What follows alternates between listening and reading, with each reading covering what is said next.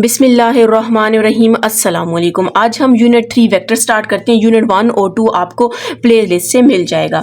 Exercise 3.1 है, question number 1 है। ठीक है, आपको क्वेश्चन नंबर 1 में कह रहे हैं कि A B C D.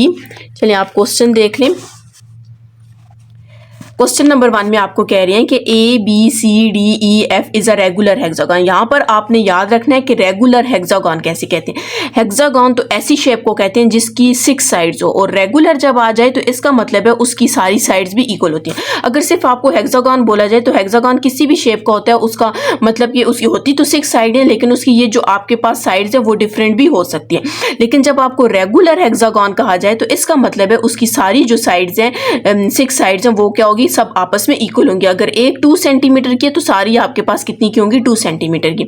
A B आपके पास किसकी इक्वल है, ए की इक्वल है। बी सी आपके पास बी की इक्वल है, और सी डी आपके पास सी की इक्वल है। State the following vector as a scalar multiple of A B और सी। आपको कह रहे हैं कि आपने ये जितनी भी वैल्यूज गिवन की हुई है, जो उन्होंने बताई हुई है, ये इसको आपने किस में चेंज करना है, ए बी और सी में चेंज करना है, मतलब इनकी वैल्यूज फाइंड करनी है।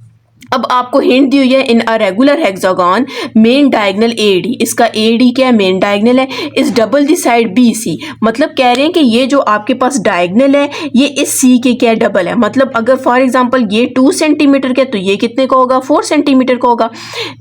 Is double the side of B C and it parallel to it. और दूसरा ये दोनों लाइन आपस में क्या पैरेलल है, देखने में भी पता चल रही है ये क्या लाइन। इसको जितना एक्सटेंड करें और इस लाइन को जितना एक्सटेंड करें ये आपस में कभी टच नहीं होगी। ठीक है, अब हमने सबसे पहले इसका डी ई फाइंड करना है। यहाँ पर भी मैंने ड्रॉ कर दी। ये मेरा थोड़ा रेगुलर नहीं लग रहा क्योंकि ये थोड़ा इधर से यूं होना चाहिए था, लेकिन इस क्वेश्चन में गिवन किया हुआ है कि आपके पास क्या है, ये रेगुलर हेक्सागन है। रेगुलर हेक्सागन का मतलब ये है कि आपके पास एक ऐसी शेप है जिसकी 6 साइड्स हैं और वो सारी साइड्स आपस में क्या है, इक्वल है।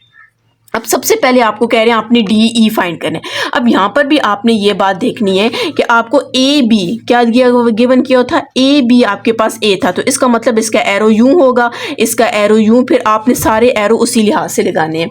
अब सबसे पहले आपको डी ई बोला गया है, तो डी ई, अब यहाँ पर हमने डी ई फाइंड करना है। ये देखिए, ये इसकी डायरेक्शन इस साइड पे है, मतलब ये डायरेक्शन इस साइड पे और इसकी डायरेक्शन इस साइड पे। डी ई ये आ जाता है डी ई।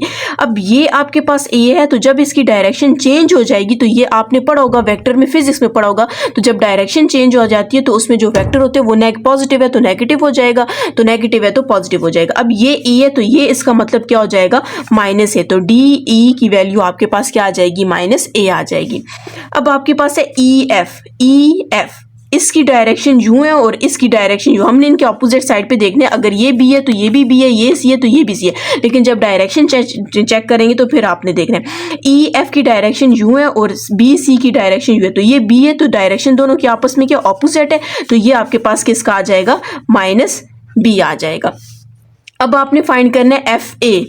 एफ ए की डायरेक्शन यू है और सी डी की डायरेक्शन यू है, तो ये सी है तो ये कितना हो जाएगा, माइनस सी। अगर फॉर एग्जांपल आपको बुक में गिवन किया होता, यहाँ पर तो बुक में एरो उन्होंने नहीं लगाया हुआ, सिर्फ उन्होंने बोला हुआ है ए बी बी सी, तो फिर हमने डायरेक्शन यू ही लिया। अगर डायरेक्शन आपके पास बुक में इसकी ए और एफ की डायरेक्शन यू होती, फिर अगर ये सी है तो फिर ये भी आपके पास सी होता, क्योंकि डायरेक्शन सेम हो तो फिर आपके पास सेम वैल्यूज आती है।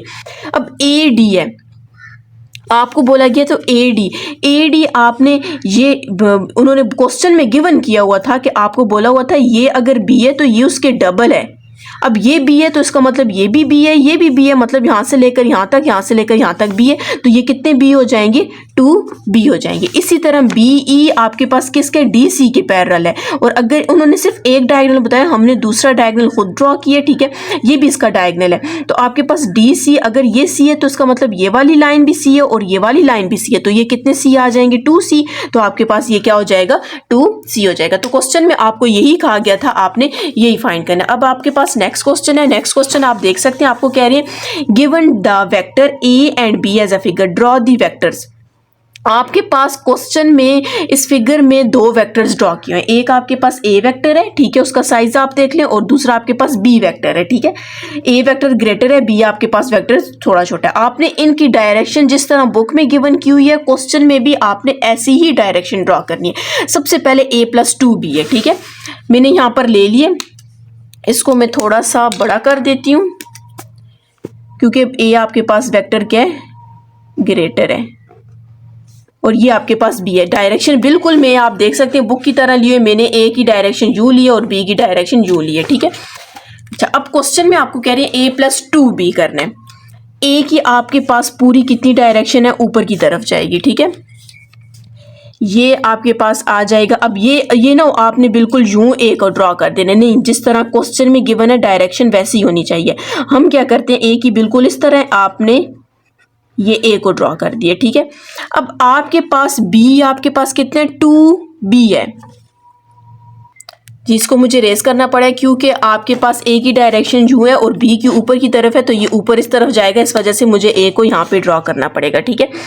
तो आपने क्या करना है, यहाँ पर ए की डायरेक्शन यू है ना, तो आपने तकरीबन इसको यू ड्रॉ कर देना है। ये आपके पास क्या आ जाएगा, ए आ जाएगा। अब बी आपके पास 2b है, अगर बी इतना है तो 2b इतना हो जाएगा। आप अच्छा, ये आपने फिर इसी से ही लेकर जाना है, आपने हेड टू टेल रूल पढ़ा होगा, ठीक है।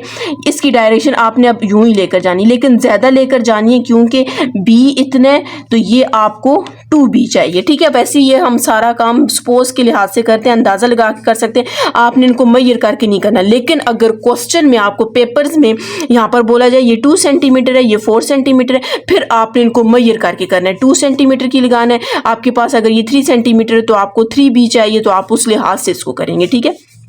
अब आप लोगों ने पढ़ा हुआ है हेड टू टेल रूल, ये हमने हेड टू टेल रूल पढ़ा हुआ है, तो उसके बाद आपके पास आ जाता है रिजल्टेंट वेक्टर, ठीक है। ये आपके पास रिजल्टेंट वेक्टर आ जाएगा, और ये भी आपको याद होगा कि ये हेड है, तो फिर नेक्स्ट वाले वेक्टर का क्या होता है, टेल होता है। फिर ये आपके पास हेड है, और रिजल्टेंट वेक्टर का हेड और जो लास्ट वेक्टर का हेड होता है वो आपस में एक जगह पे होते हैं, ठीक है। यहाँ पर आप लिख लेंगे, ये पूरी लाइन आपके पास क्या आ जाएगी, a+2b आ जाएगी। अब आपके पास नेक्स्ट है, आपको कह रहे हैं 2a-3b। अब 2a है, 2a है, तो अब ये देखें ये a है, तो इसका मतलब a इतना है, तो हमें इतना चाहिए। यहाँ पर तो अब मैंने थोड़ी जगह छोड़ी, कम छोड़ी हुई है, ठीक है। तो यहाँ पर आपके पास कितना है, 2a है, तो हम थोड़ा सा इसको यूं ले जाते हैं, ये कितना हो जाएगा, 2a हो जाएगा। मतलब a इतना था, ये 2a हो जाएगा। अब आपके पास -b है, तो आपने अभी ऊपर वाले क्वेश्चन में पढ़ा था कि ये जो आपके पास a, अगर b ऊपर की तरफ है, तो अगर इसका नेगेटिव लेंगे तो सेम बूझूँ आपके पास ये क्या आ जाएगा, -b आ जाएगा, इसकी डायरेक्शन चेंज हो जाएगी। तो अब आपने इसको भी नीचे की तरफ लेकर आना है, ठीक है। ये आपके पास तकरीबन, और ये सिर्फ सिंपल b है ना, तो आपने बस थोड़ा सा जितना b है उतना ही आपने इसको लेकर आना है। अब एंड पे आपने इन दोनों को ज्वाइन कर देना है, ठीक है, जो जिसको आप रिजल्टेंट वेक्टर कहते हैं। तो ये आपके पास रिजल्टेंट वेक्टर आ जाएगा। यहाँ पर आप -b लिखेंगे तो ये 2a-b आ जाएगा। माइनस को साथ में गौर करना है, तो फिर आपने उसकी डायरेक्शन चेंज कर देंगे। अब यहाँ पर आपके पास 3a है, 3a मतलब इस a को 3 टाइम्स आपने ग्रेटर कर देना है। तो हम क्या करते हैं, ज़ाहिर है माइनस है, नीचे की तरफ जाएगा, आपने क्या करना है, 3a है, तो हम तकरीबन इतना इसको बना लेते हैं, ठीक है। हम सपोज कर देते हैं ये आपके पास कितना आ जाएगा, 3a आ जाएगा। अब यहाँ पर आपके पास -2b है, तो इसका मतलब है एक तो डायरेक्शन चेंज हो जाएगी, डायरेक्शन नीचे की तरफ आ जाएगी, और साथ में -2 है, तो आपने थोड़ा सा इसको ग्रेटर कर देना है। ये देखें डायरेक्शन चेंज, ये b इतना था और 2b इतना हो जाएगा, तो इसकी डायरेक्शन आपके पास नीचे की तरफ आएगी, और ये तकरीबन इतना कुछ आ जाएगा। यहाँ पर आप लेने लिख देना -2b, और ये आ जाएगा। एंड पे आपने ये रिजल्टेंट वेक्टर इसका ड्रॉ कर देना है, और ये यहाँ पर लिख लेना है 3a-2b आ जाएगा। तो ये आपके पास क्वेश्चन थे। क्वेश्चन में आपको यही कहा गया था कि आपने क्या करने हैं, वेक्टर ड्रॉ करने, तो हमने इनके वेक्टर ड्रॉ कर दिया। अगर आपने मेरा चैनल सब्सक्राइब नहीं किया, काइंडली सब्सक्राइब कर दें, और साथ ही बेल आइकन पर क्लिक कर दें ताकि हर आने वाली न्यू वीडियो आप तक पहुँच सके। जी, इसका नेक्स्ट क्वेश्चन है। नेक्स्ट क्वेश्चन में कह रही हैं कि क्वेश्चन नंबर 3 है 3.1 का, इन ट्राइंगल OPQ आपके पास एक ट्राइंगल है, OP इक्वल्स टू P। अब यहाँ पर देखें OP लिखा हुआ है, अगर PO लिखा होता तो मैं अपना एरो सेट, OP है तो मैंने यू एरो लगाया। OP किसकी इक्वल है, P की इक्वल, मतलब यहाँ से लेकर यहाँ तक की जो लाइन है वो आपके पास किसकी इक्वल है, P की इक्वल है। OQ किसकी इक्वल है, Q की इक्वल है, आपने यहाँ पर Q लिख दिया। R is the mid point of OP, R is the mid point, R किसका मिड पॉइंट है, OP का मिड पॉइंट है, आपने इधर मिड पॉइंट पे R लिख लिया। And S lie on OQ, S आपके पास किसके ऊपर लाई कर रहे हैं, OQ के ऊपर लाई कर रहे हैं। And OS is equals to, अब ये देखिए पहले उन्होंने S यहाँ पर, अब आपको बता रहे हैं OS जो है वो किसकी इक्वल है, 3 टाइम ऑफ SQ के। अगर आप इसको 3 टाइम्स करेंगे तो यहाँ पे बल्कि आप यूं लिख लें, ये मतलब 3 उन्होंने बोले ना, अगर फॉर एग्जांपल 3 टाइम है तो ये 3 हो जाएगा, ये 1 हो जाएगा, ठीक है। मतलब ये 3 टाइम इससे क्या है, बड़ा है एस क्यू से, ठीक है। ओ एस आपके पास ये आ जाएगा। अब क्वेश्चन में आपको बोल रहे हैं कि आपने क्या करना है, ओ आर जो जितने भी आगे क्वेश्चन है उनको पी और क्यू में चेंज कर देना है, ठीक है। सारी वैल्यूज पी और क्यू में आपने लिखनी है, ठीक है। डायग्राम आप फिर से देख लें, ओ पी क्यू की आपके पास एक डायग्राम थी। ओ पी आपको बोल दिया वो स्मॉल पी की इक्वल है, ओ क्यू आपको बोल दिया वो स्मॉल क्यू की इक्वल है। आपको बोला गया कि आर जो है वो मिड पॉइंट है, मतलब ओ और पी का मिड पॉइंट है, बिल्कुल मिड पे है। और एस आपके पास मिड पॉइंट पे नहीं है, थोड़ा सा आगे। ये वाली लाइन आपके पास, अगर फॉर एग्जांपल ये लाइन आपके पास 3 सेंटीमीटर की है तो ये लाइन आपके पास 1 सेंटीमीटर है। उन्होंने बोला हुआ है कि ओ एस की 3 टाइम ऑफ एस क्यू की इक्वल है, मतलब इसको अगर 3 टाइम्स बड़ा करेंगे तो तब वो ओ एस के इक्वल आ जाएगा। अब फर्स्ट सबसे पहले आपको कहा गया आपने ओ आर फाइंड करना है, मतलब क्या फाइंड करना है, ओ आर फाइंड करना है। ओ आर आप कैसे फाइंड करेंगे, अच्छा यहां पर आप देखेंगे ओ आर किसके हाफ है, ओ पी के हाफ है, ठीक है। ये देखिए ये ओ आर किसके हाफ है, ओ पी पे। आप लिखेंगे half of O P, O R half of किसके, ओ पी का, मतलब इस पूरे का हाफ ओ आर है, क्योंकि क्वेश्चन में बोला गया था ये मिड पॉइंट है, ठीक है। तो 1 डिवाइडेड बाई 2, ओ पी किसकी इक्वल है, पी की इक्वल है। इसका मतलब ये हुआ कि जब आपने ओ आर को पी में चेंज किया तो वो हाफ ऑफ किसका आगे, पी के आगे, मतलब ये पूरा आपके पास पी है, तो जाहिर है ये फिर 1/2 पी की इक्वल होगा, ये भी 1/2 पी की इक्वल होगा। तो आपके पास ये फर्स्ट वाले का आंसर आ गया। अब हमने इसका नेक्स्ट पार्ट करना है। नेक्स्ट पार्ट में आपको कहा गया है कि आपने पी क्यू फाइंड करना है, पी क्यू। अच्छा अब हमने क्या फाइंड करना है, पी क्यू फाइंड करना है।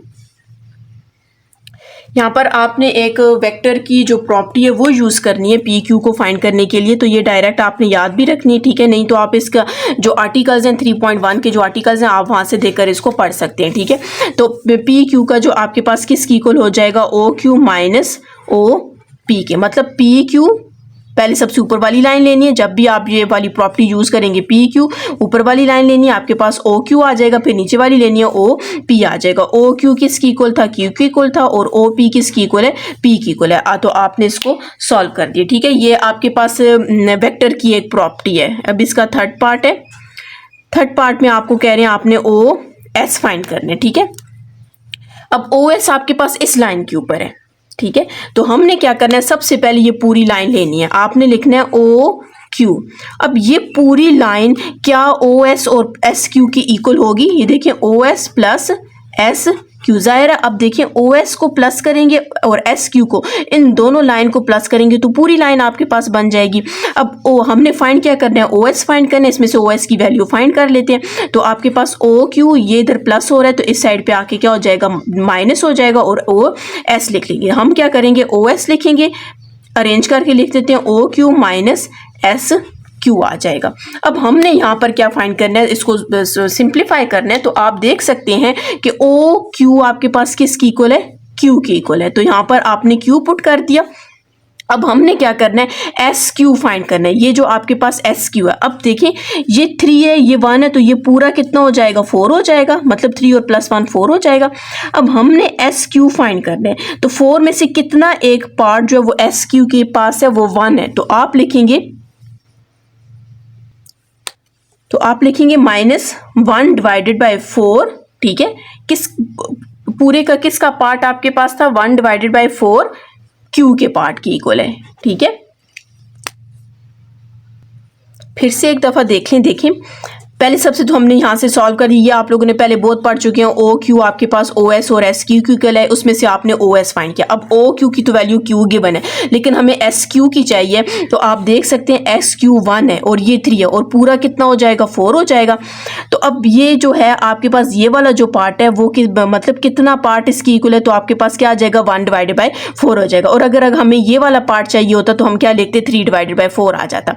और ये पूरा पार्ट किसकी इक्वल है, पूरी लाइन किसकी इक्वल है, क्यू की इक्वल है, तो साथ में आपने क्यू लिख देना। अब हम इसको सिंप्लीफाई करते हैं, इसके नीचे कुछ नहीं है तो 1 है। हम एलसीएम ले लेते हैं, 4 और 1 का एलसीएम लेंगे, 4 क्यू Q को 1 से मल्टीप्लाई करेंगे Q लिख लें।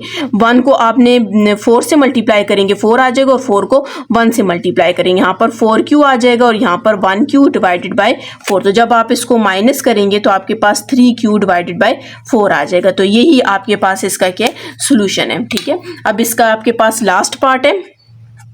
लास्ट पार्ट में आपको कह रहे हैं आपने आर एस फाइंड करना है। ठीक है, ये आर एस फाइंड करना है। अभी हम लोगों ने ये वाला क्वेश्चन किया था, बिल्कुल सेम इसी तरह की है। देखें, मैंने पी क्यू को ऊपर वाली लाइन ली थी, फिर नीचे वाली लाइन ली थी और माइनस कर दिया था। इसी तरह आपने ये प्रॉपर्टी होती है। ठीक है, वेक्टर प्रॉपर्टी है आपके पास। आप क्या करेंगे, पहले ऊपर वाली ये आपके पास क्या आर एस है, आप लिखेंगे आर एस इक्वल्स टू, ऊपर वाली लाइन कौन सी आ रही है, ये वाली आ रही है, आप लिखेंगे ओ एस, और फिर ये नीचे वाली कौन सी आ रही है, माइनस ओ आर आ जाएगा आपके पास। ठीक है, हमने कैसे किया, ओ एस मतलब ये वाला, ये देखिए आपने find S R S find करना है। ये वाली लाइन लिखेंगे, ये प्रॉपर्टी है वेक्टर की, O S minus O R आ जाएगा। अब हमने इसको पी और क्यू में चेंज करना है। ठीक है, ओ एस आपके पास किसकी इक्वल है, 3 डिवाइडेड बाय 4 क्यू की इक्वल है, तो इसकी जगह तो हम वैल्यू पुट कर देंगे 3 डिवाइडेड बाय 4 क्यू। जिस तरह अभी मैंने ये आपको बताया ना, जिस तरह फाइंड करना है, इसी तरह ओ एस भी आपके पास किसकी इक्वल है, 3 डिवाइडेड बाय 4 क्यू की इक्वल है, और ओ आर आपके पास किसकी इक्वल है, हाफ ऑफ, यहाँ पर मैंने लिखा भी हाफ ऑफ पी की इक्वल है, हाफ ऑफ पी के इक्वल है। ठीक है, आप इसको और सिंप्लीफाई करना चाहते हैं, एलसीएम लेकर सिंप्लीफाई करना चाहते हैं तो कर सकते हैं, नहीं तो अगर आप यहीं पर तक भी छोड़ दें तो कोई फर्क नहीं पड़ेगा। जी, क्वेश्चन नंबर 4 है आपके पास। आपको कह रहे हैं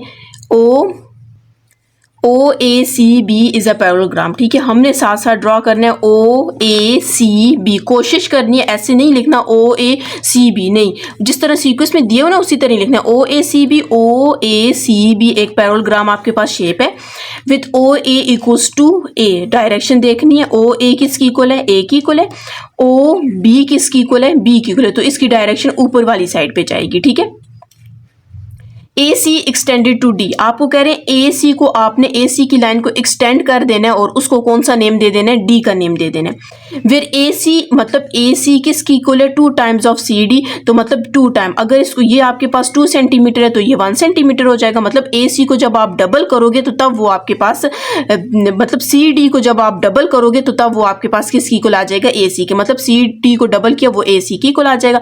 find in terms of A B, आपके पास क्वेश्चंस गिवन है, उसको आपने ए और बी में चेंज कर देना। सबसे पहले आपके पास ए डी है, ए डी की जो आपके पास लाइन है ये देखें, ए सी प्लस सी डी, ए सी प्लस सी डी, साथ में ऊपर लाइंस लगाएं कि ये स्ट्रेट लाइन को शो करती है।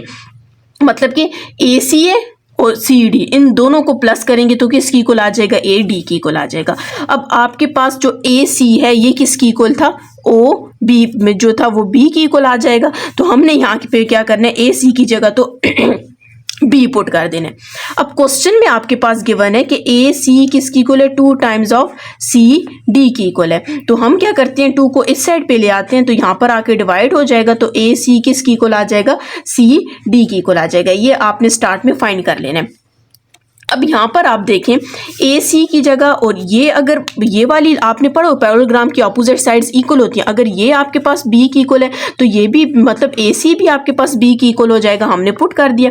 अब हम लोग हमारे पास सी डी किसकी इक्वल आ गया, हाफ ऑफ ए सी की इक्वल आ गया। तो यहाँ पर हम क्या करते हैं, बी प्लस 1 डिवाइडेड बाई 2। ए सी की क्या वैल्यू है, ए सी फिर बी की इक्वल है, तो यहाँ पर हमने बी पुट कर दिया। अब हम क्या करते हैं, इसको सिंप्लीफाई कर देते हैं, इसके नीचे कुछ नहीं है तो 1 है, 2 बी प्लस बी, 1 को 2 से मल्टीप्लाई करेंगे 2 आएगा, और 2 को 1 से मल्टीप्लाई करेंगे 2b आपके पास आ जाएगा, और यहाँ पर 1b आ जाएगा डिवाइडेड बाय 2। तो जब आप इसको सॉल्व करेंगे तो हमारे पास कितना आ जाएगा, 3b डिवाइडेड बाय 2। तो आपके पास यही इसका आंसर है। क्या आंसर है, 3b डिवाइडेड बाय 2। अगर आप इसको यूं लिखें, a d equals to 3 divided by 2 और b को साइड पे करके लिख लें। ठीक है, ये इसका फर्स्ट पार्ट था। अब हम इसका सेकेंड पार्ट करते हैं।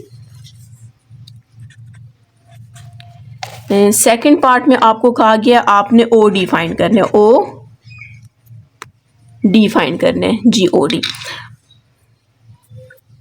अच्छा, अब यहाँ पर ओ और डी फाइंड करने, तो जाहिर है हम इसको फिर ज्वाइन कर देते हैं। ठीक है, तो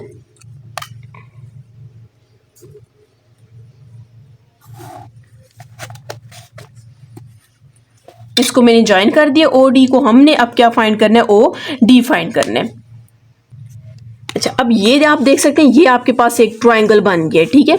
तो यहाँ पर हम लिखेंगे, ये भी आप लोगों के पास वेक्टर प्रॉपर्टी, आप लिखेंगे O D equals to, O D किसकी इक्वल है, इस लाइन को और इस लाइन को जब आप प्लस करेंगे तो आपके पास ओ डी आ जाएगा। तो हम लिखेंगे ए डी प्लस ओ ए, मतलब ये लाइन और ये लाइन प्लस की तो आपके पास क्या आ जाएगा, ओ डी आ जाएगा। तो ओ डी आपने फाइंड करना है, ए डी आपके पास किसकी इक्वल है, ए डी, अभी हमने फाइंड किया ए डी की वैल्यू 3/2 बी है और ओ ए किसकी इक्वल है, ए की इक्वल है, ठीक है। आपकी मर्जी, आप इसको आगे सॉल्व करना चाहते हैं तो कर सकते हैं, नहीं तो बस इसको यूं अरेंज करके लिख लें 3/2 बी। आगे आप इसका एलसीएम भी ले सकते हैं, नहीं तो आप इसको यहीं तक छोड़ दें। इसका थर्ड पार्ट है हमारे पास, थर्ड पार्ट में आपको बोला गया आपने बी डी फाइंड करना है। तो अब जाहिर है बी डी फाइंड करना है तो बी डी को भी आपने ज्वाइन करना होगा। तो यहाँ पे हम क्या करते हैं, बी और डी को भी ज्वाइन कर देते हैं। अब यहाँ पर आप देख सकते हैं आपके पास ये बी डी और सी ये एक ट्रायंगल बन गए, ठीक है। हम बी डी को यहाँ से फाइंड करते हैं। तो अब अगर ये मैं लूँ बी डी किसकी इक्वल है, इसका और इसका सम होगा। तो हम क्या करते हैं, यहाँ पर देख लें, ये B D equals to, B D किसकी इक्वल है, B C plus C D, B C plus C D के इक्वल है, ठीक है। जिस तरह हमने अभी यहाँ पर लिया था ओ डी को हमने लिया था ओ ए प्लस ए डी के प्लस के इक्वल लिया था, और इसी तरह बी डी की लाइन किसकी इक्वल है, बी सी और सी डी के इक्वल है। अब बी सी हमें चाहिए, तो बी सी अगर ये ए के इक्वल है तो ये भी आपके पास ए के इक्वल आ जाएगा। अच्छा, ये मैंने डायरेक्शन खुद शो की हुई है, नहीं शो करनी, ठीक है। अगर आपके पास ये ओ ए की इक्वल है तो इसका मतलब बी सी, क्योंकि आपको पता है पैरेललोग्राम में अपोजिट साइड्स क्या होती हैं, इक्वल होती हैं, ठीक है। तो अगर ये आपके पास ए की इक्वल है तो ये भी ए की इक्वल होगा, तो बी सी की जगह आप क्या पुट करेंगे, ए पुट करेंगे। यहाँ पर हम ए पुट कर देते हैं। और सी डी की आपने ये वैल्यू फाइंड की थी, किसकी इक्वल है, हाफ ऑफ ए सी की इक्वल है, ठीक है। तो यहाँ पर आपके पास आ जाएगा ए प्लस 1/2। ए सी हमारे पास किसकी इक्वल था, ए सी किसकी इक्वल है, बी की इक्वल है। तो आपने यहाँ पर क्या पुट कर देना है, बी पुट कर देना है, ठीक है। तो यही आपके पास इसका क्या आंसर है।